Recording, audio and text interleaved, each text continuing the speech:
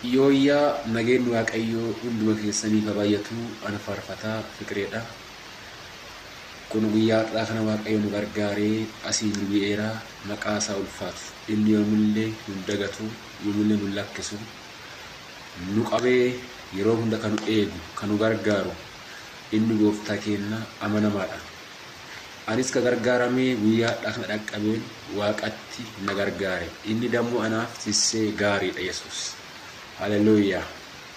Amma galgala kana faarfannaa tokko wal wajjin faarfanna. Innis faarfannaa yaadamtaare kanamaati. Innis akka jedhachuudha. Yeroo hunda nuti karaa baan hundatti kan gargaaru gooftaa keenya. Inni maqaa isaa Yesuus.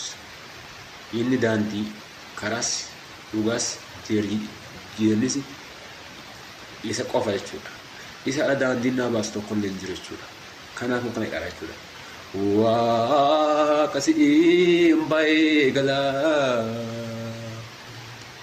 furmaata naan qabu jireenyi si alaa.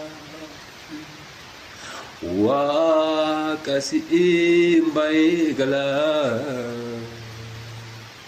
furmaata naan qabu jireenyi si alaa. Jireenyi si alaa wama anaan bahu kophaatti nanneessinee as jalaan ka'u. Beekumsi si alaa wama anaan bahu kophaatti nanneessinee as jalaan ka'u. As jalaan ka'u. As jalaan ka'u. As jalaan ka'u.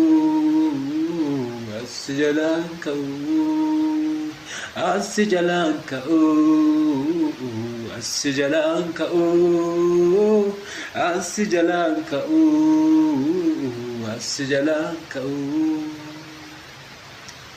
Guyyaa gad bu'e hedduu onna qabdee maqaa keetii yaammadhee yoon dhaga'uu dhaddee. Guyyaa gad bu'e hedduu onna qabdee maqaa keetii yaammadhee yoon dhaga'uu dhaddee.